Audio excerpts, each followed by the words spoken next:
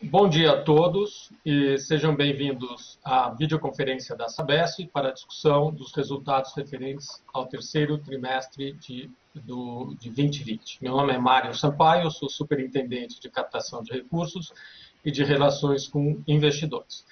Vamos começar por informar a todos os participantes que esta videoconferência está sendo gravada, a apresentação acompanhada de slides está sendo transmitida pela internet, através do site da Sabesp e pela plataforma MZIQ.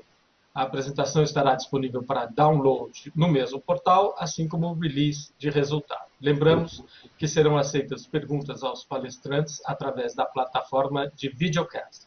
A nossa conferência terá aproximadamente 1h30 minutos, sendo que reservaremos até 45 minutos para responder a perguntas de analistas e investidores e 15 para os jornalistas. Antes de prosseguir, gostaríamos de esclarecer que eventuais declarações que possam ser feitas durante a conferência, relativas às perspectivas de negócio da companhia, projeções e metas operacionais e financeiras, constituem-se em crenças e premissas da diretoria da Sabesp, bem como informações atualmente disponíveis para a companhia. Considerações futuras não são garantias de desempenho, envolvem riscos, incertezas e premissas, pois se referem a eventos futuros e, portanto, dependem de circunstâncias que podem ou não acontecer. Investidores devem compreender que condições econômicas gerais, condições da indústria e outros fatores operacionais podem afetar os resultados futuros da empresa e podem conduzir a resultados que diferem materialmente daqueles expressos em tais considerações futuras. Bom, hoje conosco, vamos apresentar, temos o Dr. Benedito Braga, presidente da Sabesp, o Rui Afonso, diretor econômico e financeiro e de relações com investidores, o Marcelo Miag, superintendente de contabilidade, o Agnaldo Pacheco, superintendente de controladoria, e o Luiz Tibério, superintendente de custos e tarifas. Agora, gostaria de passar a palavra para o Dr. Braga, que fará a abertura da conferência. Dr. Braga. Muito obrigado, Mário, pela apresentação. Prazer enorme estar com todos vocês nesta conferência de resultados do terceiro trimestre de 2020. Eu queria, obviamente, ser bastante breve e destacar alguns pontos que serão apresentados na sequência, mas a primeira boa notícia para todos que nos ouvem e nos veem é de que nosso lucro líquido foi de 422 milhões de reais nesse terceiro trimestre. Com isso, nós absorvemos totalmente o prejuízo que tivemos no primeiro trimestre em função da desvalorização do real e hoje já acumulamos um lucro de 142 milhões de reais no ano. Portanto, essa recuperação, tivemos uma recuperação de receita ainda tímida, né? Agora, por que então tivemos esse bom resultado?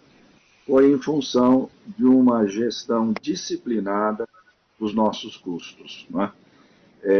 Desde o início da pandemia, nós reduzimos os nossos custos em 450 milhões de reais. E eu gostaria também de atribuir esses bons resultados ao trabalho da nossa diretoria financeira, que se preocupou desde o início da pandemia em reforçar a nossa liquidez e reduzir a nossa exposição cambial. Então, esses dois fatores que já o nosso Conselho de Administração prudentemente nos aconselhou a seguir esse caminho, levou, então, à emissão de debêntures em 2,5 bilhões e a contratualização com o BID Invest no valor de 950 milhões. Né? Então, esses dois fatores trouxeram uma liquidez importante para o nosso caixa.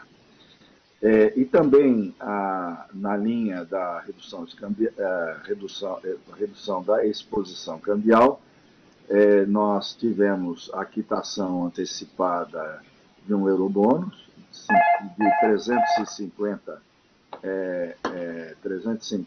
milhões de dólares e a conversão de moeda no contrato do Banco Mundial em 495 milhões de dólares. A gestão financeira orientada para resultados deixa eu reduzir esse som aqui. Desculpem, quando a gente trabalha em casa, pessoal, tem esses fatores intervenientes que eu estou só aqui, vou ter que atender um telefone e voltar para vocês. Ok. São as coisas da pandemia, né? Eu dizia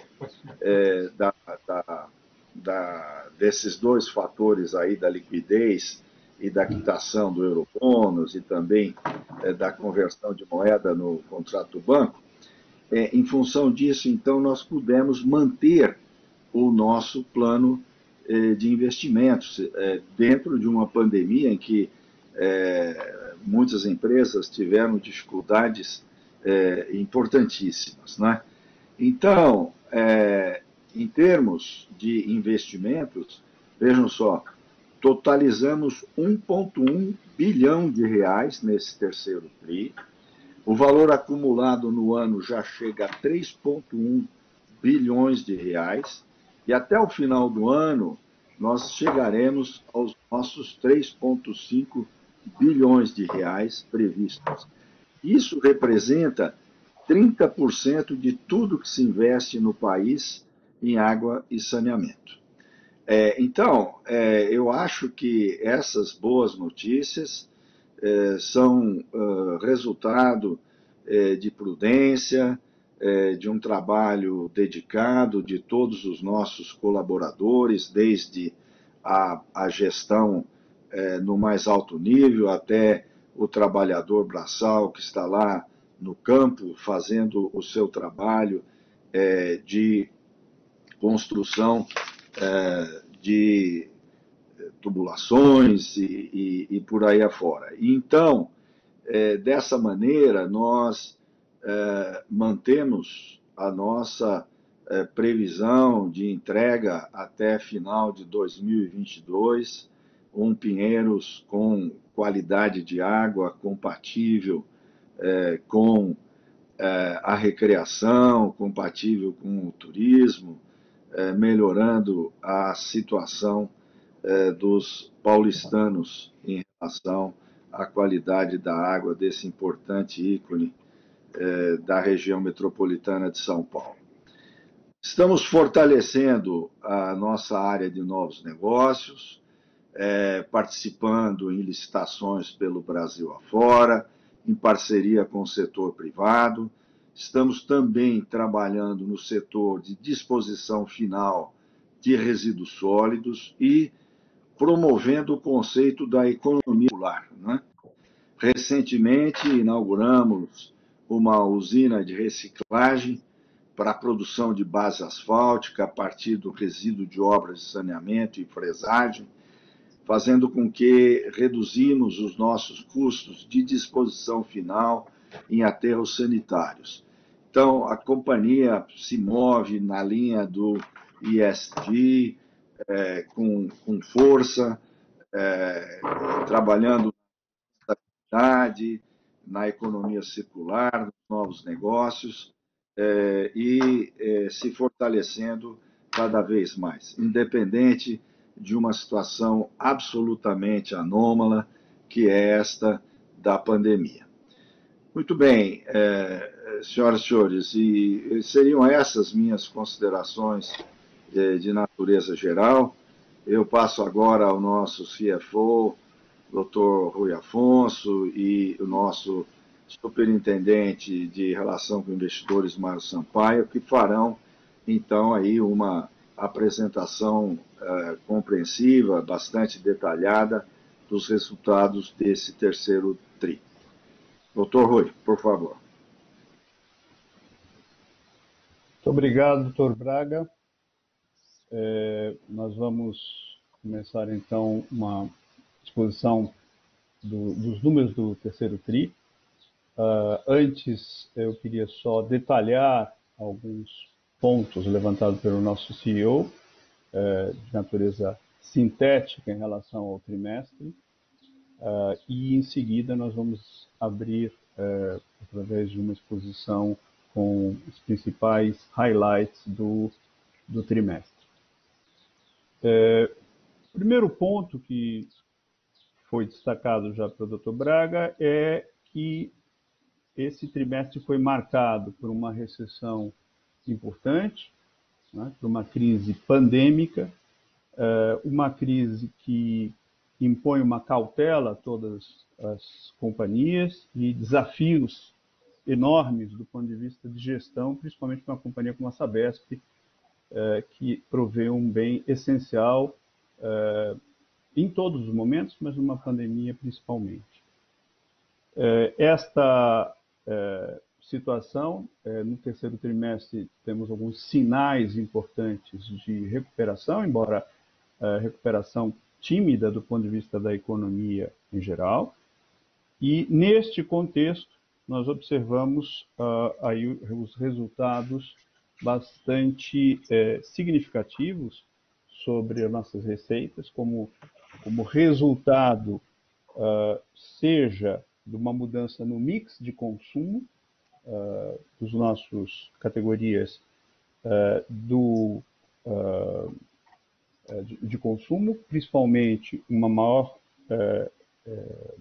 aumento do volume das categorias residencial e uma redução das categorias industrial e comercial, resultando como fruto deste mix diferente, uma tarifa média total menor e um aumento nos níveis de inadimplência que nós observamos nesse trimestre.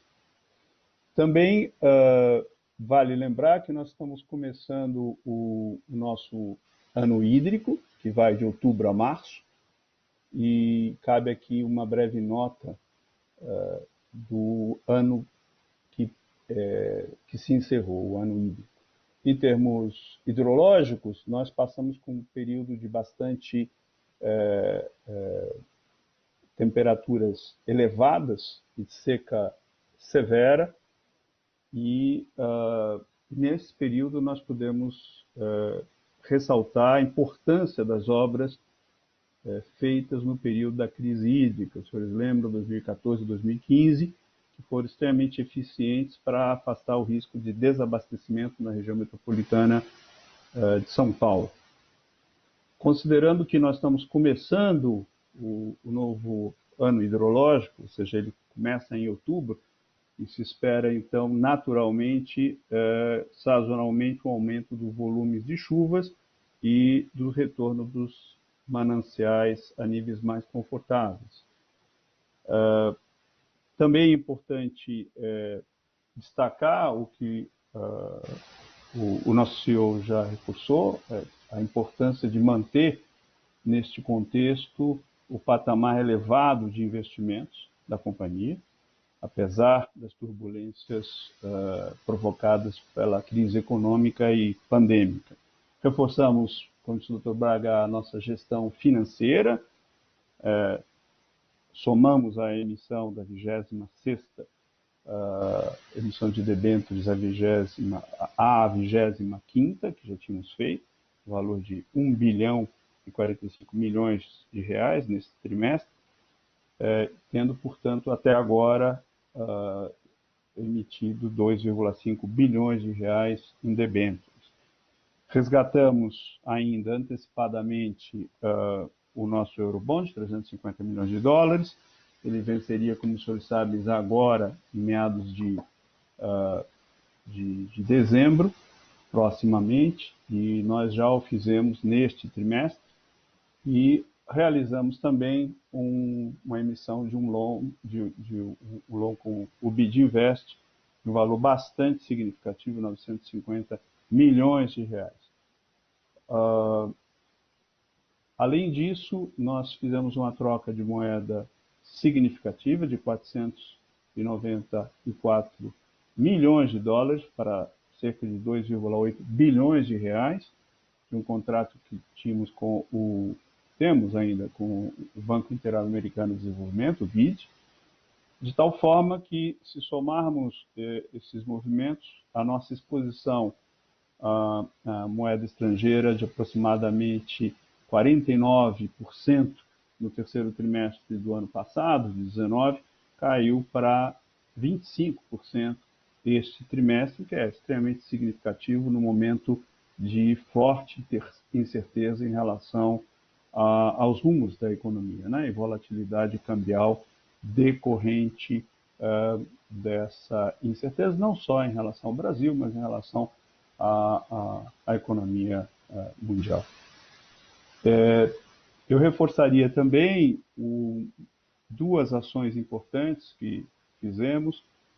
Primeiro foi a postergação de juros que seriam pagos agora, vencendo em 2020, a operação do segundo semestre de 2020, no valor de 131 milhões de reais, o conhecido como standstill, junto ao BNDES, e preservamos, assim, o nosso caixa, o que, somado, e deve ser somado à aplicação do seguro-garantia que nós temos, seja para depósitos judiciais, seja para obras, evitando uma saída de caixa adicional de 220 milhões de reais, se soma a esses 131 milhões de reais que eu me referi. Tudo isso somado são ações que fortalecem bastante a nossa liquidez e possibilitam que a gente mantenha o nosso nível de investimento programado a despeito da crise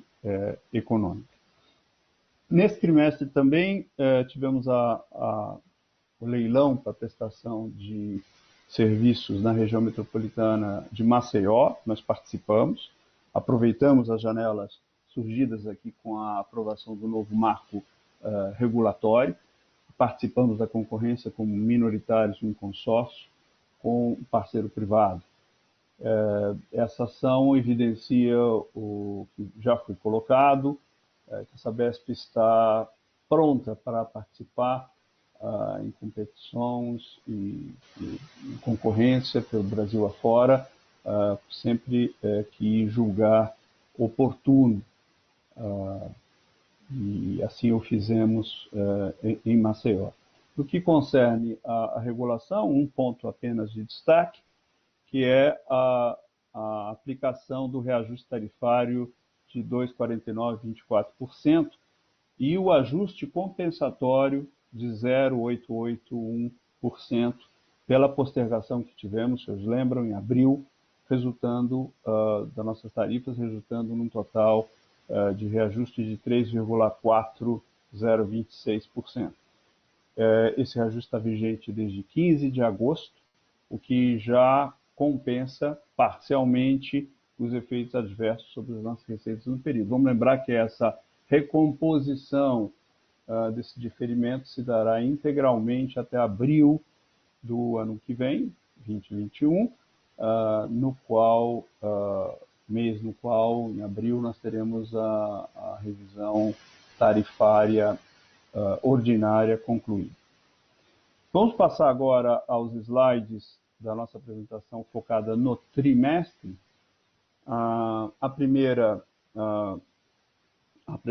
primeiro slide que os senhores têm na tela aí, o de número 3, ele se refere ao volume faturado nesse trimestre. Ele é um volume que aumentou em 4%, sendo 3,1% em água, 5% em esgoto. Se nós desconsiderarmos Mauá, Santo André e as categorias residencial, social e favelas, as quais, como os senhores lembram, tiveram isenção de tarifas, o aumento total foi de 0,6%. Como no trimestre anterior o crescimento também esteve ancorado no consumo das famílias, com a categoria residencial apresentando uma elevação de 3%, eu já comentei isso, enquanto as categorias não residenciais, né, comercial, industrial, entre outras, tiveram um decréscimo de 14,7%. Vamos ao slide de número 4, o próximo slide. Nós observamos aqui o nosso lucro, a composição do nosso lucro no terceiro trimestre deste ano, foi 422 milhões de reais, ante um lucro do ano passado de 1,2 bilhão de reais. Esta queda no resultado é principalmente explicada pela receita extraordinária reconhecida em função da nossa assinatura do contrato com o município de Santo André, no terceiro trimestre do ano passado, o qual, em comparação, então, com 19, resulta nessa variação negativa. Se você imaginar, então, que uma boa parte dessa redução no nosso lucro líquido se deve, então, a esse efeito one-off da base sobre a qual nós comparamos o nosso resultado desse terceiro trimestre de 19. Esse impacto no resultado ele foi compensado pelos esforços, como o Dr. Braga mencionou, de redução da nossa exposição cambial, não é? Seja com a troca de moedas aí de quase 500 milhões de dólares com o BID, que teve efeito positivo no resultado do período em quase 400 milhões de reais. A receita operacional líquida, aí a segunda linha do nosso slide, ela teve uma queda de 18%, passou de 5,4 bilhões no terceiro tri de 19 para 4,4 bilhões neste trimestre, também como decorrência do efeito mencionado desse one-off com Santo André no ano passado. Então, ele teve uma redução, uma variação negativa de 972 milhões de reais. Somemos a isso o efeito do mix de tarifa, com prevalecência da categoria residencial, que tem tarifas mais baixas, médias, né, para termos então este resultado da receita operacional líquida que os senhores observam na tela. Terceira linha, os custos, despesas administrativas comerciais e custos de construção tiveram um aumento de 20,5% no período, contribuindo para a redução da margem operacional. Se nós excluíssemos esses custos de construção, como os senhores sabem, eles são uma proxy do nosso investimento, o aumento foi de aproximadamente 11,1%.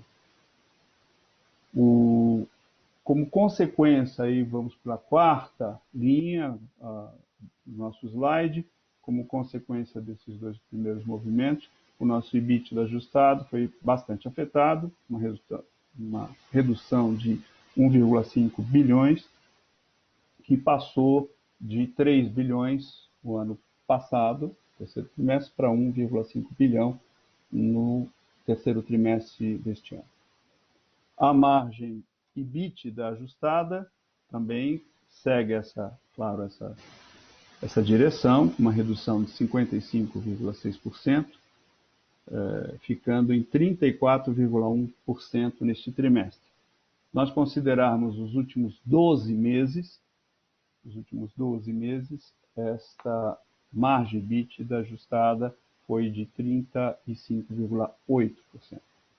Se nós excluíssemos os efeitos da receita e do custo de construção, a nossa margem EBITDA ajustada neste terceiro trimestre de 2020 foi de 44%, ante uma margem de 63,5% ano passado, e de 44,3% nos últimos 12 meses.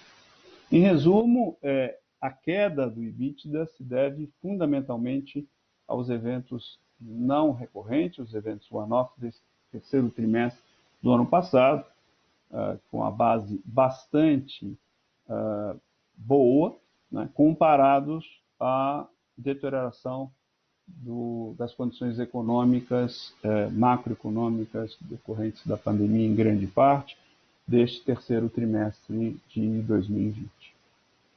Vamos passar agora ao slide número 5, no qual nós analisamos as variações dos nossos custos. Em relação ao mesmo trimestre do ano passado, os custos, despesas administrativas, comerciais e de construção tiveram um acréscimo de 588 milhões de reais, ou em termos percentuais, 20,5%. Os custos de construção tiveram um aumento de 346 milhões de reais, com relação sempre ao mesmo trimestre do ano passado, passando de 683 milhões para 1 bilhão de reais. Reflexo aqui, claro, do maior investimento efetuado pela companhia na construção de ativos, que já mencionamos. Se nós, entretanto, desconsiderarmos os custos de construção, os custos de despesas tiveram um aumento de 11,1%, passando de 2,2 bilhões para 2,4 bilhões, de uma variação de 242 milhões de reais. Entre as variações que são mais relevantes, nós gostaríamos de destacar aqui as despesas com salários, encargos e benefícios e obrigações previdenciárias, de 152 milhões de reais, ou, em termos percentuais, 29,5%. Isso, sobretudo, pelo efeito negativo da reversão de despesas no terceiro trimestre de 2019. Lembre-se, em 2019, no terceiro trimestre, nós tivemos uma reversão de uma provisão feita por TAC dos nossos aposentados, no valor de 173 milhões de reais. Se nós excluíssemos esse efeito não recorrente, o one-off, as despesas de pessoal teriam tido esse trimestre uma queda, né, devido a uma redução média aí de 2,8%. Isso devido à redução do nosso quadro de empregados, fundamentalmente pelo desligamento de forma escalonada que nós estamos promovendo no âmbito do plano de retenção do conhecimento dos escalões mais antigos da companhia. Também contribuiu de forma significativa a variação nas perdas estimadas com crédito de liquidação duvidosa, o PCLD, no valor de 112 milhões de reais, sempre comparando ao mesmo período de 2019. Essa variação, em parte, ela é justificada pela reversão que aconteceu no terceiro trimestre de 2019, no valor de 51 milhões de reais, decorrentes do acordo com o município de Santo André, mas também pela elevação do nível de inadimplência por conta da instabilidade econômica produzida pela Covid-19. Vamos passar agora ao próximo slide, de número 6. Nós aqui basicamente destacamos a composição do nosso lucro líquido. Como já comentado, tivemos uma redução do lucro líquido de 787 milhões de reais, a receita operacional líquida, um decréscimo de 972 milhões de reais, e os custos e despesas somados aos custos de construção aqui tiveram um aumento de 588 milhões de reais. Demais receitas e despesas operacionais, incluindo aqui a equivalência patrimonial, mostram um resultado negativo de 11,7 milhões de reais. Aqui é importante destacar, de novo, o resultado financeiro, qual teve neste trimestre, uma variação positiva de 389 milhões de reais, decorrentes principalmente, como nós mencionamos aqui, da gestão da companhia em reduzir a sua exposição de dívida em moeda estrangeira, a nossa exposição cambial. Finalmente, o nosso IR e a contribuição social sobre o lucro líquido foram reduzidos em 396 milhões de reais, tendo em vista esse lucro menor e, por decorrência, uma base tributável menor no trimestre, em comparação com 2019. Vamos rapidamente ao slide número 7. Aqui nós, basicamente, nos referimos a alguns dos nossos indicadores de performance que elucidam a nossa trajetória mais geral em termos financeiros. Em relação ao indicador de receita bruta por metro cúbico faturado, embora no terceiro trimestre deste ano tenha apresentado um resultado 8,6% inferior ao mesmo trimestre de 2019, ele mostra uma evolução, uma tendência média crescente, como os senhores podem observar aí no gráfico acima à vossa esquerda.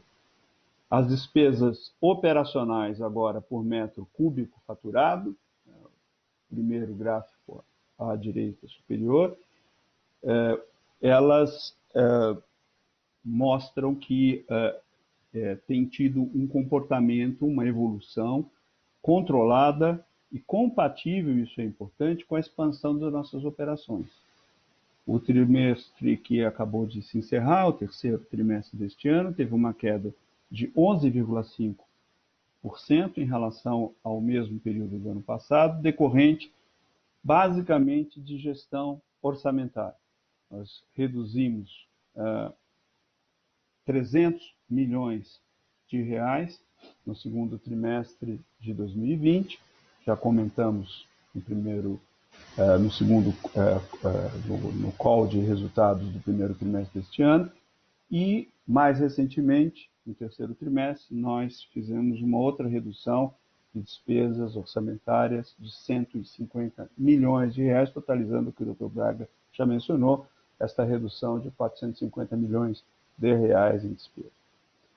Como consequência disso, o terceiro trimestre de 2020 apresenta uma evolução positiva em relação ao início do ano, apesar da redução de 10,4% em relação ao mesmo trimestre do ano passado. Também a evolução média do indicador EBITDA por metro cúbico faturado, ele expressa uma trajetória crescente no período. Você observa no gráfico aqui abaixo, centralizado aqui nesse slide de número 7. Então, se olharmos os três gráficos em conjunto, percebemos que, apesar deste cenário adverso macroeconômico, nós conseguimos reduzir as nossas despesas, compensar a queda na menor tarifa média e manter os níveis de geração de caixa que nos possibilitou manter o nosso plano de investimento. Vamos ao slide de número 8. Aqui nós comentamos sumariamente o status da revisão tarifária ordinária, que deve, como eu falei, estar concluída em abril de 2021. O laudo da base regulatória de ativos e o plano de negócios foram entregues para a Arcesp e em janeiro será, então, divulgado o P0 preliminar. Cabe lembrar que até a conclusão da revisão ainda ocorrerão uma série de etapas e audiências públicas que são extremamente importantes para esse processo de composição final da tarifa média. Ainda no escopo da agenda regulatória mais geral da Arcesp para o período 2020-2021, nós também fizemos nossas contribuições para a consulta pública sobre perdas e, no momento, estamos trabalhando na consulta pública que trata dos critérios de compartilhamento de receitas alternativas. Temos ainda nesta mesma agenda, para 2020 e 2021, outros temas importantes, como o Programa de Conservação dos Mananciais, a avaliação das glosas efetuadas na base de ativos da primeira revisão tarifária e o detalhamento da matriz de riscos. Em relação às glosas da BRR na primeira revisão tarifária, também vamos apresentar nosso estudo em detalhes em breve. A revisão da nossa estrutura tarifária tem previsão de conclusão para março de 2021. E aqui vale destacar que a estrutura futura, então, poderá ser, claro, diferente da atual, não é? E dessa forma, a receita requerida deve ser distribuída sobre uma nova estrutura tarifária que vai determinar tarifas diversas das diversas categorias de usuários da Sabesp atualmente em vigor. Nos próximos 4 slides, nós vamos comentar basicamente a situação hídrica da região metropolitana de São Paulo e a situação dos nossos reservatórios. Esse ano hidrológico que acabou agora em setembro, ele apresentou chuvas abaixo da média histórica, não é? O sistema Cantareira recebeu 74% da pluviometria esperada, o sistema Alto Tietê 72% e o sistema Guarapiranga 68%. Vamos para o próximo slide. Com vazões afluentes aqui abaixo, então, da média histórica nos 3 principais sistemas que abastecem a região metropolitana de São Paulo, o sistema Alto Tietê, que vem apresentando afluências próximas às mínimas históricas que são observadas em nossa série. No próximo slide, nós, olhando agora o sistema integrado da região metropolitana de São Paulo, como de forma abrangente, em 31 de outubro, o volume total disponível do sistema era de 45,7%. Isso, muito embora esse percentual, muito embora seja inferior ao observado no mesmo período de 19, é 1 ponto percentual superior àquele que nós observamos em 2018. Cabe lembrar que a queda nos níveis dos mananciais entre abril e setembro é esperada todo ano, né, sazonalmente, já que o período chuvoso ele começa exatamente em outubro e vai até março.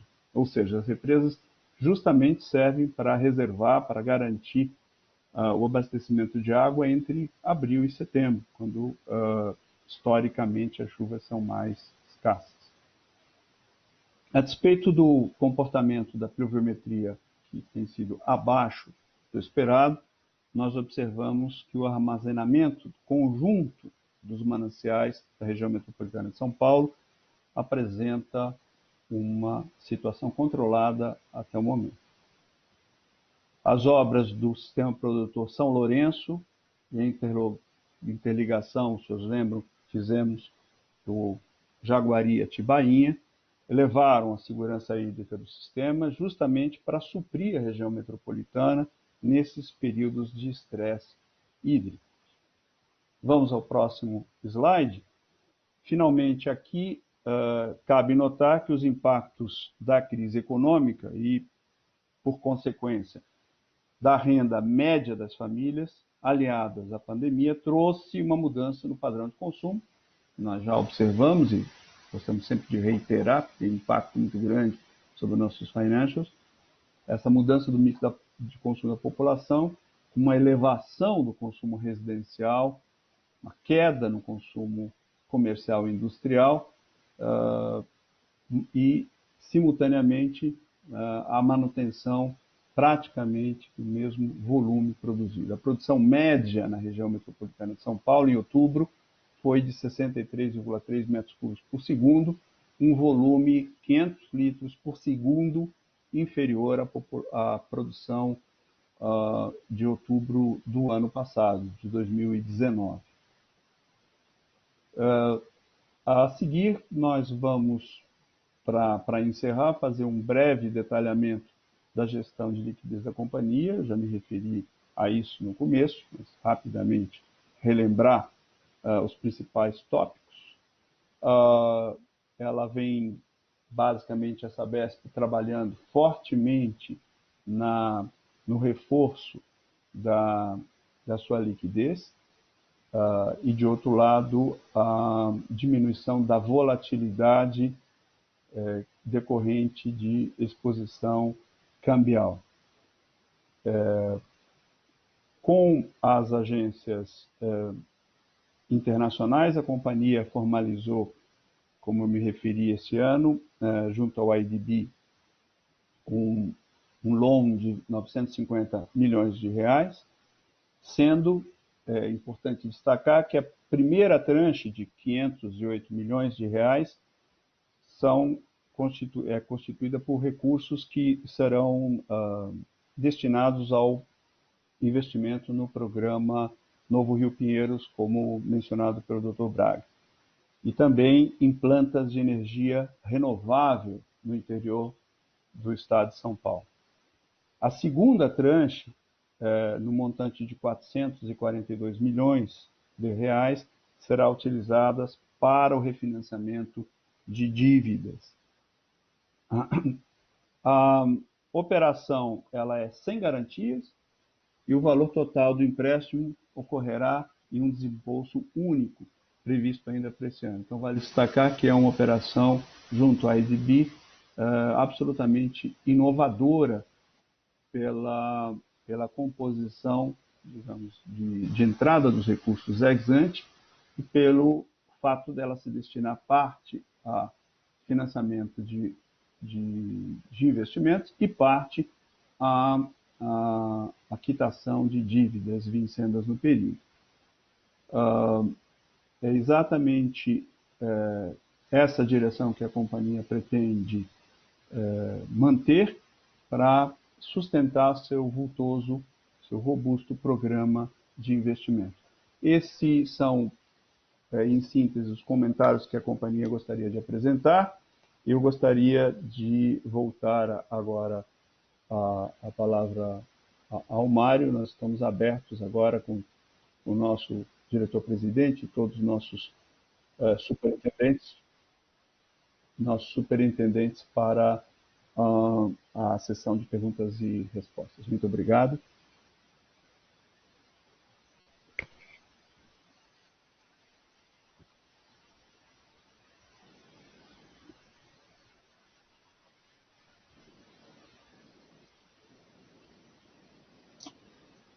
Ok, desculpa pessoal, vamos lá.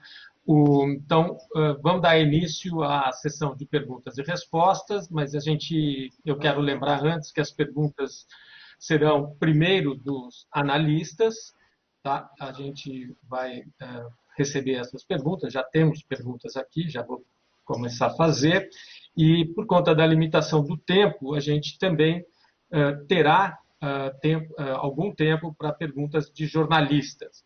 Eu também passarei a hora que é o momento de encerrar com os analistas. Bom, a gente tem uma primeira pergunta, tá? A primeira pergunta aqui é da Carolina, Maria Carolina Carneiro, do CIES. Na verdade, ela tem duas perguntas. né? Uma pergunta é sobre a participação em leilão de saneamento, nesse caso da Casal e de novos mercados, e uma segunda pergunta sobre a revisão. O Marcelo Sá, do Itaú, tem duas perguntas. Uma também é sobre a participação em novos mercados. Então, eu vou ler a pergunta da Carolina e depois também do Marcelo. Então, a pergunta é, em relação à participação em leilões de saneamento, se houve alguma reavaliação pós-Casal de formato ou até da estratégia de participar em si dos leilões. E o Marcelo complementou: vocês bidaram em parceria na Casal. Por que bidar em ativos fora do estado de São Paulo e se o serviço de saneamento de São Paulo não está universalizado? E se não existe ainda uma decisão formal em relação ao potencial de privatização? Então, essa seria a primeira pergunta, e depois eu vou para a segunda pergunta de ambos os analistas. Doutor Braga. Muito bem. Essa estratégia nossa de parceria com o setor privado vai prevalecer, independente do resultado de Maceió, né? Nós ficamos em segundo lugar, mas isso é parte do jogo, né? Quando você vai competir, às vezes você é campeão, às vezes é vice. Como uma primeira corrida que tivemos aí, chegamos como vice. Acho que foi muito bom. Vamos perseverar, vamos participar em futuros leilões, com certeza. Mário, o que era a outra parte? Perdão, eu fiquei meio aqui. A outra parte, Braga, é por que bidar em ativos fora do estado de São Paulo se o serviço de saneamento da Sabesp em São Paulo não está universalizado e se não existe ainda uma decisão formal em relação à potencial privatização. Ou seja, por que investir fora do estado? 1 e 2. Por que fazer isso antes da definição da privatização? Bom, sobre esse tema de privatização, não vou comentar, porque não cabe aqui ao CEO em assuntos do controlador. Então, essa pergunta tem que ser feita sobre privatização para o controlador. Agora, sobre participação em novos negócios, nós só participamos em novos negócios que nos dão resultado, que dão lucro, né? E o nosso lucro, como os analistas sabem, ele é reinvestido para a infraestrutura. Então, quanto mais lucro, mais rapidamente iremos universalizar. Então, não tem conflito nenhum entre ir para uma licitação fora do Estado e universalizar em São Paulo. São complementares, não vejo problema nenhum. Tá. Bom, vamos agora então à pergunta segunda da Maria Carolina, que é, basicamente, ela está perguntando sobre, teremos em breve uma divulgação da base de ativos, já temos algum posicionamento da Sabesp sobre os investimentos do primeiro ciclo, glosas, que podem ou devem ser reconsiderados e incorporados? Essa é a primeira. Se não, quando deveremos ter essa definição pelo calendário do regulador? Cui, bom, você quer... Ou Braga, desculpa. Não, eu vou responder a questão. É o seguinte, esse tema da glosa da primeira revisão tarifária ordinária está na agenda regulatória da Arcesp, é o item EEF7. Conclusão está prevista para o segundo semestre de 2020. Então, a Arcesp vai concluir essa discussão da glosa, vai abrir uma consulta pública para a tomada de decisão. Vamos aguardar. É só isso que eu tenho a dizer. Tá ótimo. Então, agora nós vamos para a segunda pergunta do Marcelo Sá, do UBS. A pergunta é a seguinte: vocês podem dar mais detalhes de qual o papel da Sabesp na despoluição do Rio Pinheiros? Dória anunciou recentemente que uma empresa privada ganhou a licitação para fazer a usina em São Paulo, com lojas, restaurantes e escritórios. O serviço de despoluição do rio será feito somente pela Sabesp ou terá alguma PPP? E, final, esse CAPEX entra na base? Bom, deixa eu já começar a responder pelo final. Sim, vai entrar na base, não há dúvida nenhuma, né, que todos os ativos que forem necessários para cumprir essa meta do novo Rio Pinheiros vão entrar na nossa base. E por quê? Porque é o projeto Tietê, que estava lá, começou lá em 92, e que foi acelerado na bacia do Pinheiros, que é um afluente do Rio Tietê. Então, isso que nós estamos fazendo nada mais é do que saneamento básico, ou seja, algo que é da nossa missão e que estará na nossa base de ativos. Então, qual é a missão da Sabesp nesse projeto? É reduzir a carga poluente que aflui ao Pinheiros pelos córregos que chegam nele, tipo Jaguaré, Pirajuçara, Zavuvus, Cachoeira e 20 outros importantes córregos que chegam ao Pinheiros, trazendo uma carga orgânica. Resultado do quê? De imóveis que não estão conectados na rede de coleta de esgotos, na bacia do rio Pinheiros. Então,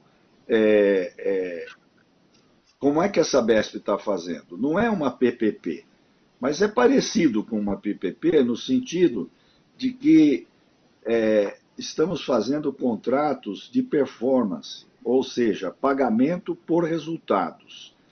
O empreendedor, ele entra com o recurso próprio, e aí a Desenvolve São Paulo, inclusive, está facilitando a vida desse pessoal com empréstimos para essa finalidade, né? Na medida em que eles cumprem a meta, né, do número de conexões de imóveis à rede de esgoto e, além disso, a qualidade no córrego esteja dentro dos parâmetros por nós estabelecidos, ele passa a ser remunerado, né? Dessa maneira, nós inovamos nessa questão da execução da obra. Nós estamos já com 15% deste total de 500 mil imóveis que serão conectados, né, a essa rede de coleta e tratamento de esgoto. Agora, não é só a Sabesp, não é? Existem aí a EMAI, existe aí o DAEE, que são outras empresas ligadas à Secretaria de Infraestrutura e Meio Ambiente que está coordenando esse projeto. Por exemplo, essa usina com cafés, restaurantes, etc., foi a EMAI que concedeu, que listou, porque é propriedade da EMAI. A EMAI vai ser responsável pelo aprofundamento da calha do Rio Pinheiros. O Rio Pinheiros, em alguns pontos, chegou a ter 80 centímetros de lâmina d'água. Então, é muito pouco. Então, a EMAI está trabalhando nesse tema, junto com o DAE, para retirar esse, vamos dizer, aprofundar a calha do rio para possibilitar, inclusive, a navegação, né? E, por fim, tem a questão do lixo superficial, né, que vem pelos córregos, e aí, então, entra a Anlurb, entra a Prefeitura de São Paulo com essa responsabilidade. Então, a Sabesp está fazendo saneamento básico nesse projeto Novo Rio Pinheiros. Tá, ok. Nós temos agora 3 perguntas do Juliano Agege, do UBS BB. A primeira pergunta é: vocês podem comentar mais sobre as iniciativas de redução de custos? e emendado tenha a possibilidade de uma reestruturação corporativa? Seria a primeira pergunta. Bom, eu vou pedir ao Rui Afonso que comente sobre a questão de redução de custos, já que a diretoria financeira é especialista nesse tema. Muitos diretores operacionais sofrem aí na mão do Dr. Rui, então ele vai explicar direitinho. Com relação à reestruturação, existe um projeto, sim, em andamento, né? Está sendo estudada uma reestruturação, mas ainda não temos nada em definitivo. Está em discussão esse tema. Rui, por favor. Obrigado, doutor Braga. Bom, basicamente, em relação à redução de custos, o que vou separar em duas partes. Você tem uma preocupação sempre nossa de observar o indicador que foi mostrado aqui, ou seja, as despesas por metro cúbico sempre a valores constantes, ou seja, de forma a observar que a redução de despesas seja compatível com a expansão que a companhia tem, né? Não adianta você cortar em termos nominais e depois ter uma expansão na outra ponta, ou o contrário, você cortar acima do que é necessário ter de despesas para a expansão da companhia. A companhia vai crescendo, tem o crescimento vegetativo, normal e assim por diante. E nós vemos que essa trajetória, esse trend está em linha com a expansão que a companhia teve. Este ano nós tivemos um desbalanceamento, como tivemos na crise hídrica, então parte do que seria previsto orçamentariamente de expansão de despesa, nós reduzimos em termos orçamentários. É isso que se observa nesse terceiro trimestre, claramente com uma redução adicional de 150 milhões. Então, por exemplo, a área de serviços, por exemplo, foi bastante reduzida. Então, de outro lado, você tem algumas despesas estruturais da companhia que nós estamos sempre de olho. Por exemplo, a despesa de pessoal. Vamos olhar que esse ano estão previstas aqui uma redução também importante de funcionários de alto escalão, que nós fizemos um acordo há um tempo atrás, e devem ser desligados mais ou menos 1.000 funcionários até o final do ano. Também de olho sempre manter esses indicadores em linha com o que a expansão da empresa requisita. E na outra ponta você tem a entrada, como tivemos nos últimos anos, de funcionários mais jovens que vão começar a carreira, portanto, com salários mais baixos e assim manter a despesa operacional em linha com o crescimento da companhia. Essa é a lógica geral da nossa atuação. Tá, ok. Então vamos para a próxima pergunta aqui de Juliano, que, na verdade, as duas são sobre regulação, então eu vou comentar. Então, primeiro quais são os pleitos regulatórios que pretendem fazer? Vão questionar a diferença paga do FII municipal da cidade de São Paulo, reconhecido pelo regulador, e mais uma, né, que é sobre a base de ativos. Há a possibilidade do regulador reconhecer a RAB relacionada aos ferros fundidos? Bom, eu acho que essa última já foi respondida, né? Imagino que seja relacionada ao novo Rio Pinheiros. Com relação ao FII, nós estamos em discussão no âmbito do comitê gestor, que tem membros do controlador e do poder concedente. Estamos negociando isso, mas não há nenhuma posição ainda fechada em relação a esse tema. Tá.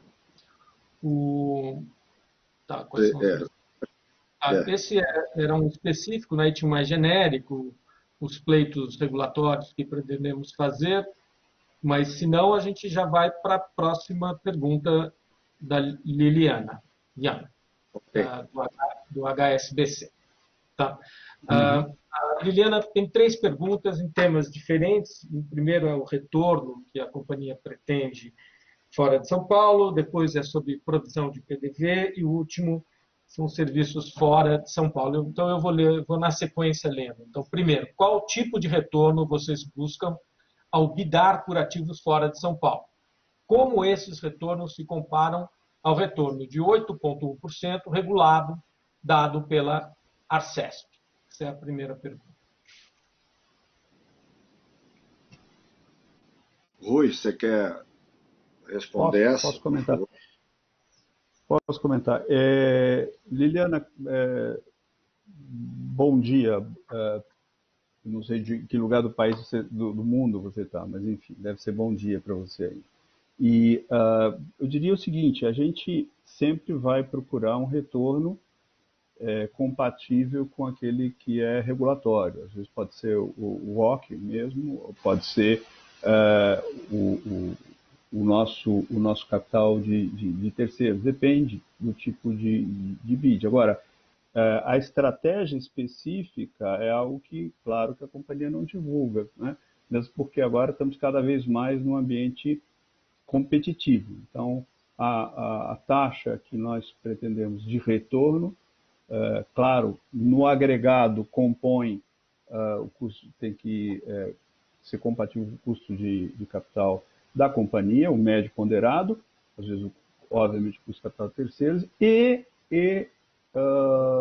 isso vai depender, vai ser adequado ao tipo de bid, à escala, ao momento, aos parceiros, enfim, é uma estratégia que aí sim é uma estratégia concorrencial que a Sabesp não pretende divulgar.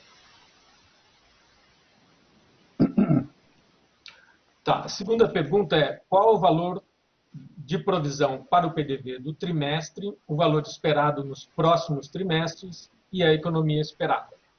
Rui. Rui. Talvez, Miyagi, você quer comentar? Porque é o que a gente tem registrado até agora, né? Bom dia, Lili, Miyagi. Então, com relação a registro, né, o que a gente já tem provisionado são mais ou menos 113 milhões para esses funcionários ainda que faltam se desligar, né? Então, até o final do ano, todo esse passivo aí, a gente vai ter que desligar essas pessoas, vão ter que pagar, né? Em princípio, acaba o programa, não tem mais provisão a ser feita. E aí seria só o que o Rui já mencionou, o benefício da redução dessa quantidade de salários que teve de queda. Tá, ok. Última pergunta aqui da Lili. Quais outros serviços fora de saneamento básico interessam a Sabesp? E favor discutir o outlook para coleta e tratamento de resíduos sólidos pela Sabesp. Bem, estamos, sim, interessados nesse tema, já temos alguns potenciais parceiros para a disposição final de resíduos sólidos num contexto de economia circular, né, no sentido de redução de aterro sanitário.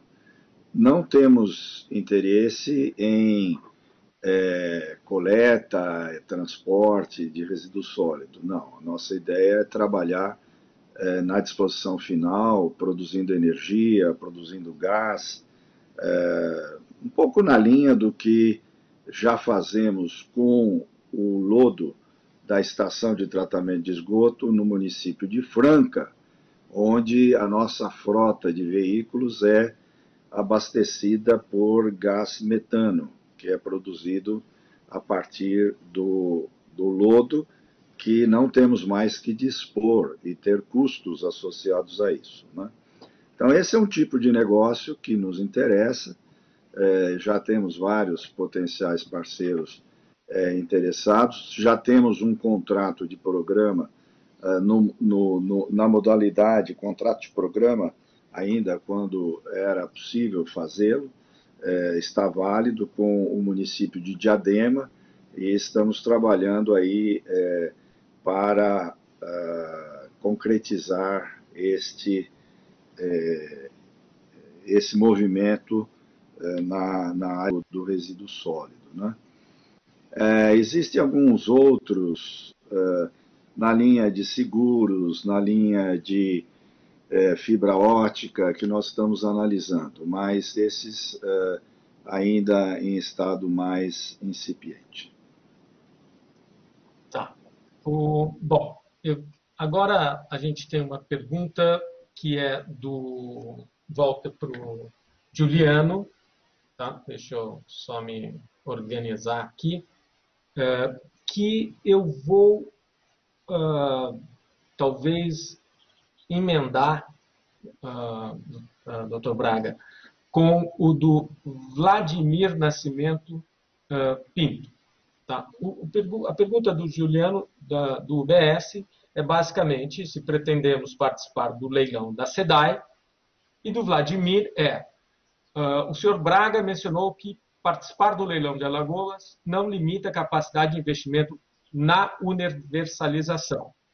A pergunta é, como isso conversa com o endividamento da empresa e a capacidade de pagamento de dividendos? Então, basicamente, se a gente tem interesse em participar na SEDAI, e, como um todo, a parte de expansão de mercado, como que ele conversa com o endividamento, né, e a capacidade de pagamento de dividendos. Então, com isso, temos duas perguntas aqui. Tá, eu vou responder a parte da SEDAI e vou passar ao Rui Afonso para falar da questão de endividamento. SEDAI é um desafio bastante importante. É vamos dizer, uma opção de grande porte que nós vamos ter que nos debruçar para verificar a conveniência ou não. Então, sendo objetivo, nós não temos ainda uma posição firmada sobre SEDAI especificamente. Podemos ou não participar. Isso vai ser discutido no âmbito da diretoria brevemente. Tá. E Rui. Bom, em relação à questão segunda, se a nossa participação em expansão de mercados poderia limitar de alguma forma a universalização, como isso essa expansão podia estar limitada pela expansão do endividamento ou, de alguma forma, repercutir negativamente sobre pagamento de dividendos. Obviamente estão umbilicalmente entrelaçadas as três, como respondemos, só faz sentido expansão de mercado se for uma expansão de mercado com um retorno adequado para a companhia. Então, nós não somos uma unidade, digamos, gastadora que tem recursos fiscais. Ao contrário, não temos nenhum centavo de recurso fiscal na Sabesp. Portanto, temos que ter retorno, temos que ter um lucro adequado em cada expansão que nós fazemos. Foi assim em todas as expansões que nós tivemos recentemente na região metropolitana de São Paulo. Aliás, os resultados são eloquentes. E será assim fora de São Paulo também. Bom, em relação ao endividamento, é a mesmíssima coisa. Nós não vamos deteriorar, como não temos deteriorado nossa situação de crédito, não é? Que pode ser sobejamente analisada pelos senhores através dos ratings que nós temos. E, portanto, nós estamos somos absolutamente disciplinados, tanto quanto a nossa capacidade de endividamento, medida sob várias óticas, né? Você tem os ratings, você tem os covenants e assim por diante. Então, nós estamos longe de ter qualquer problema de endividamento. Aliás, alguns analistas nos cobram uma expansão maior de endividamento que nós temos feito mais recentemente, né? Então, primeira coisa, segundo tópico levantado por você, Vladimir. O terceiro, se isso limitaria de alguma forma a capacidade de pagamento. Dado que o payout é um dado, né? O nosso payout é aí de 25% legal, ou se você considerar o gross up 29, alguma coisa assim, próximo de 30%. Então, os outros 70% são para investimento. Se isso é um percentual determinado, fixo, faz parte da política da empresa, então, está no nosso estatuto, enfim. Então, a variável resultante é o lucro líquido. Como eu falei, nós vamos procurar sempre expandir a base, vamos pagar mais dividendos pela expansão da base, e não pela expansão do payout, do percentual distribuído. Então, eu diria que quem quer mais dividendos da Sabesp deve torcer por uma expansão da base absoluta do lucro líquido, que é o que nós sempre procuramos ter como retorno. Ok. Tem aqui duas perguntas do mesmo tema. Uma pergunta a pergunta vem do Juliano e do Ali Nasser, da Capitalo. A pergunta é: tem estimativa de economia que teriam com os desligamentos dos 1.000 funcionários até o final do ano? Eu acho que essa pergunta o Miyagi já endereçou. Então, imagino que tenha sido feita antes da intervenção do Miyagi. Miyagi, talvez você comentar, não sei. Acho que não sei se ele está questionando sobre o futuro de quanto seria de benefício desses que se desligaram, né? Eu não sei se aí o Rui ou o Pacheco tem alguma informação nesse sentido.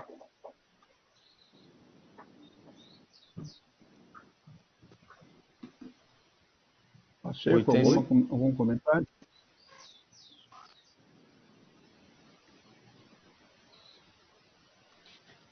Alô? Pois não? Estão me ouvindo? A respeito, primeiro, conforme já foi comentado, né, esse processo de desligamento programado dessas pessoas, evidentemente que a companhia espera ter um benefício, sim, né, sobretudo porque essas pessoas já têm uma experiência na companhia, né? Deixaram aqui seu conhecimento, estão deixando aqui seu conhecimento, mas essas atividades vão ser executadas por outras pessoas. Teremos sim uma economia, né? Agora, o valor dessa economia a gente espera que se materialize já a partir desse próximo ano, mas nós não temos ainda condições de informar qual é esse valor. Tá.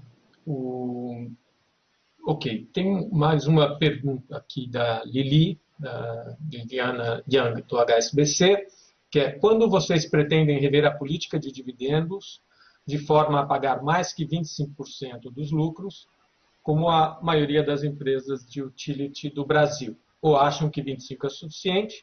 E qual a estrutura de alavancagem ideal e target para vocês? Rui, ou Dr. Braga? Vou iniciar a resposta, depois o Rui vai complementar aí sobre essa questão de target e coisa do tipo. 25% é o mínimo obrigatório que temos que pagar. O Rui já endereçou essa pergunta quando respondeu se torcer para nós termos mais resultado, né, mais lucro líquido para pagar mais dividendo. Nós não pretendemos mudar esta política de 25% enquanto não estiver todo o nosso sistema de 375 municípios universalizado, com 100% de água, 100% de coleta e 100% de tratamento de esgoto. Então é por isso que a gente quer sempre aumentar o nosso lucro líquido para reinvestir, correr mais rápido para universalizar e aí poder sim ter uma outra estrutura de payout, mas no momento vamos continuar com essa política do 25%. Rui. Bom, em relação à questão da estrutura de capital, só voltando a um pouco, Lili, do que eu tinha comentado na resposta anterior, o fato de nós sairmos, né, de São Paulo, concorrermos em outras regiões do país, por operações no âmbito desse novo marco do regulatório do setor de saneamento, faz com que nós tenhamos feito isso em parceria com o setor privado, né, e através de SPS. Então, você tem aí uma mitigação, essa expansão do ponto de vista do endividamento da companhia mitigada por essa estratégia. Você vê que quem vai se endividar fora de São Paulo, né, em grande parte, é a SPE, o qual a Sabesp, por sua vez, tem uma parte, né, tem alguma garantia, enfim, tem uma parte de rebatimento. Então, por aí você não tem uma mudança dramática assim, da estrutura de capital da companhia. Do ponto de vista mais estratégico, dependerá muito dos rumos que a estrutura societária da companhia vier a tomar. E aí, como disse o Dr. Bragas, depende muito da visão do controlador. Em função disso, nós vamos adequar, obviamente, a estrutura de capital. Temos nos alavancado mais, isso você tem percebido, mas sempre de olho numa prudência, como eu estou falando, mesmo assim, quando nós vamos para novos negócios e novos mercados. Aliás, talvez principalmente nesse caso. Tá certo? Não vamos deteriorar as condições aqui de expansão em São Paulo por conta de endividamento além do que seria prudencial fora, para se expandir fora de São Paulo. Tá ótimo. Bom, pessoal, faltam quase pouco mais de 10 minutos para o meio-dia, daria 1h45. A gente já tem uma pergunta de jornalistas, então com isso estou abrindo para jornalistas e vamos tentar responder então a todas que vierem até tentar ficar dentro até meio-dia. A pergunta é do Christian Favaro, da Agência Estado. Ele basicamente pode falar de novo calendário para o financiamento junto ao BID de 950 milhões, quando o recurso deve entrar no caixa, como vai ser esse financiamento. Basicamente, parece que o áudio não estava bom nesse momento. Rui. Bom, Mário, eu poderia responder essa pergunta, mas não queria deixar a oportunidade de você que comandou essa operação tão bonita, não mencionar com prazer como ela vai ser concluída agora. Então, por favor. Tá. Então, Christian, deixa eu colocar. Como o Rui falou, essa é uma operação emblemática, né? É um empréstimo, é um loan, onde o BID vai ter duas tranches, uma tranche mais curta, que é para refinanciar dívidas vincendas da companhia, no caso, o tranche de 442 milhões, e uma outra tranche, com um prazo mais longo, de 508 milhões, que são para financiar dois projetos bastante importantes, né, da Sabesp. Um seriam para as plantas de energia renovável, que a companhia está implementando, solar, mais especificamente, e outro das unidades de saneamento dos córregos, das URQs, no programa do Rio Pinheiros. Essa, como a gente colocou, é uma operação sem garantias, ela é feita com o BID Invest, então é o braço privado, né, do BID, do Banco Interamericano, portanto, não tem garantias nem soberanas e nem garantias nossas, é uma unsecured loan. Tá? Em relação ao desembolso, e essa também é uma novidade, né, que o desembolso acontece todo de uma vez, os 950 milhões, né, tanto atendendo ao refinanciamento, mas ao financiamento. Então, a gente vai desembolsar e vai assumir o compromisso de fazer no prazo seguinte. Então, é muito, muito bom, muito favorável, como o Rui costuma falar. É importante para a companhia também diversificar fontes e aprofundar relacionamentos, no caso, fundamental com o BID, que também é quem financia uma parte muito grande de todo o programa de despoluição da bacia do Alto Tietê. Então, espero ter respondido a tua pergunta. Bom, deixa eu ver se temos mais perguntas entrando.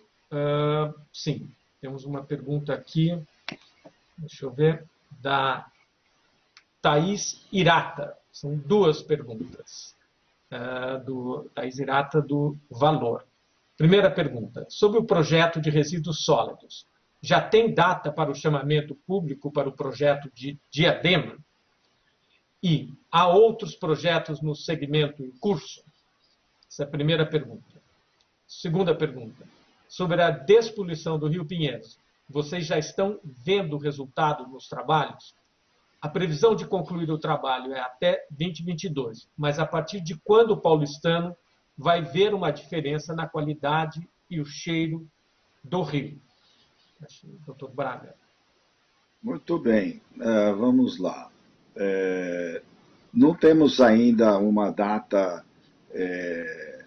marcada para este chamamento público, mas estamos próximos.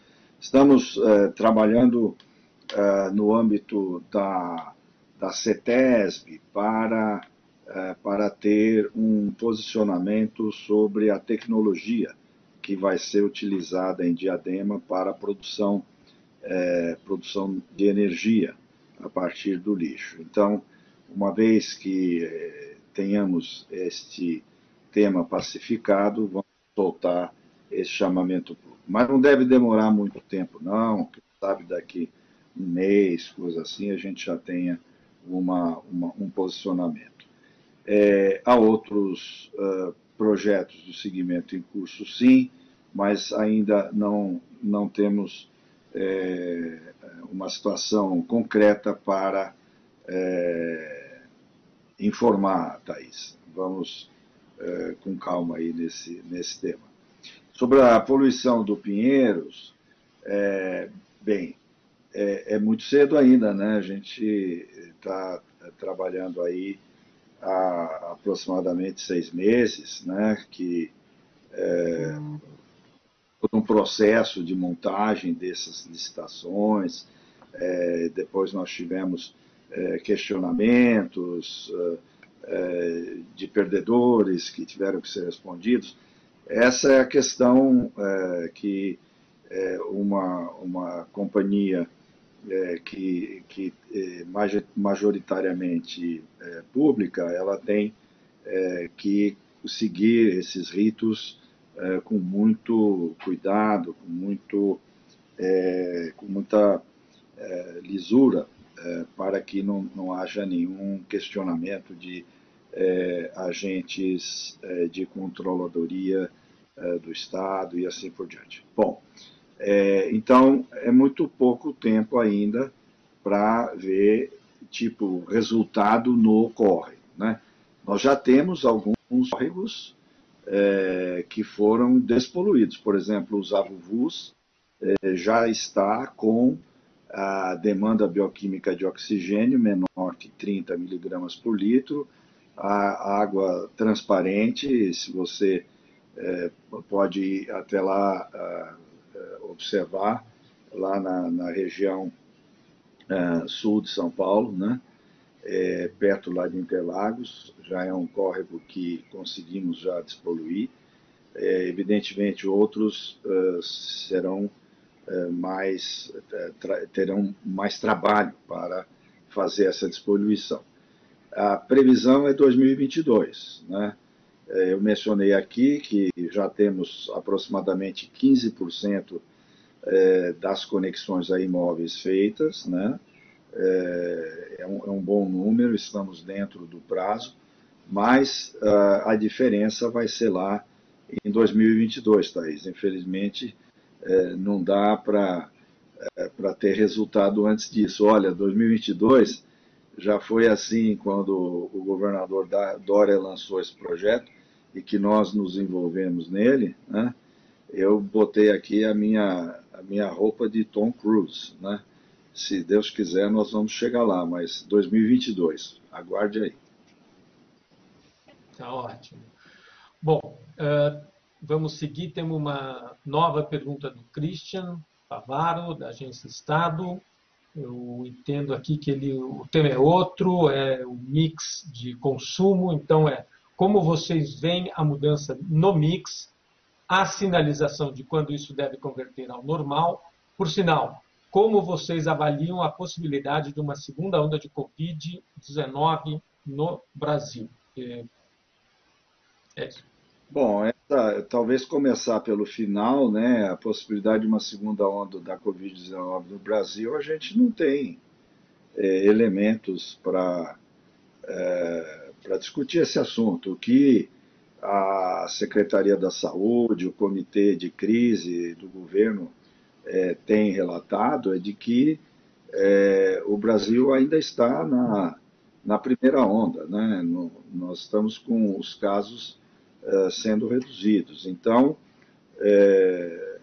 vamos dizer, nós estamos confiando nas autoridades sanitárias do Estado em relação a esse tema, o que nos leva a avaliar como baixa essa possibilidade de segunda onda, né? Mas, evidentemente, aqui ninguém é especialista em pandemia. O nosso negócio aqui é água e esgoto. Então, nós estamos preparados, como já estivemos na primeira onda, estamos preparados para garantir a segurança hídrica da população do estado de São Paulo nos municípios onde operamos, né? É isso que nós podemos relatar aí para o Christian. A questão da mudança no mix. Olha, converter ao normal vai depender, evidentemente, dessa última pergunta que você fez, né? Se há uma alteração dessa visão do comitê de crise do governo ou não.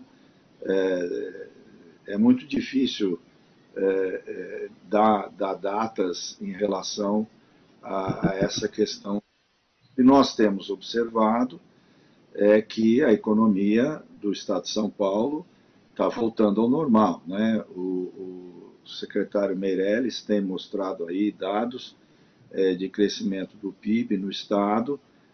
Há uma perspectiva de regularização breve, né, da questão econômica. É isso que... Não sei se o Rui talvez queira emendar com algum outro ponto. Não, eu acho que é isso, Braga. Eu acho que essencialmente depende do comportamento da economia, que obviamente está umbilicalmente ligado à pandemia ainda, né? E depois aos efeitos, digamos, que estão sendo diluídos a partir do fim, esperamos breve, da pandemia, da recuperação, os estímulos econômicos e assim por diante. Então é muito difícil prever, porque no fundo remete à tua primeira pergunta, quer dizer, a pergunta de se a pandemia estará absolutamente controlada nos próximos meses ou não. Esperamos que, obviamente, que sim, né? Vamos observar, não é nosso negócio, como disse o Dr. Branco. Então tá bom. Tem uma pergunta, uma nova pergunta, é um esclarecimento da Thaís Hirata, do Valor, bem pontual, que não ficou claro os recursos no caixa. Então, já vou pegar a pergunta e dizer o seguinte: o recurso vai ser desembolsado de uma vez até o final do ano. A gente já assinou um contrato, cumprindo as documentações e etc. para desembolso, e até o final do ano a gente vai desembolsar todos os 950. Daí que é uma novidade, um financiamento de projeto, a parcela entrar na cabeça, né? Ficando o compromisso de fazer. Então, isso ajuda enormemente também na liquidez da companhia e dá tempo dela fazer o projeto. Então, é algo bastante interessante para a companhia. Bom, eu A gente chegou aqui na nossa meta de horário, não que a gente não poderia ultrapassar, mas o fato é que não tem mais perguntas, nem de jornalistas e nem de analistas e investidores. Então, eu estou passando a palavra para o Dr. Braga, que fará o encerramento aqui da nossa conferência, lembrando que a área de relações com o investidor, a área financeira, está sempre à disposição com a equipe da Ângela, que é a gerente de RI. Dr. Braga, suas palavras. Obrigado, Mário. Muito obrigado pelas perguntas, pelo interesse nos trabalhos da nossa companhia. Eu queria aqui publicamente agradecer o excelente trabalho liderado aí pelo Dr. Rui Afonso na área financeira, de relação com investidores.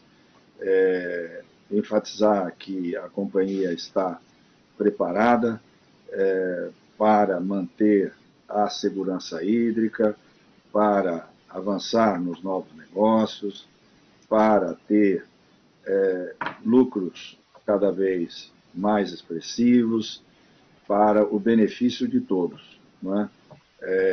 O lucro da companhia ele é importante para os nossos investidores, mas ele é também muito importante para os nossos consumidores, para a população do estado de São Paulo. E, portanto, dizer que vamos continuar nessa tarefa de entregar água de excelente qualidade para os nossos consumidores, aumentar a coleta e o tratamento de esgoto nesse futuro próximo e agradecer a colaboração de todos, enfatizar a importância dos nossos colaboradores nesse trabalho de resultados muito bons neste terceiro trimestre. Então, uma boa tarde a todos e cuidem-se, usem máscara. A pandemia ainda não acabou. Estamos no verde, mas se não nos cuidarmos, a gente pode voltar para o verde. Então, vamos tomar cuidado. Boa tarde a todos. Um grande abraço.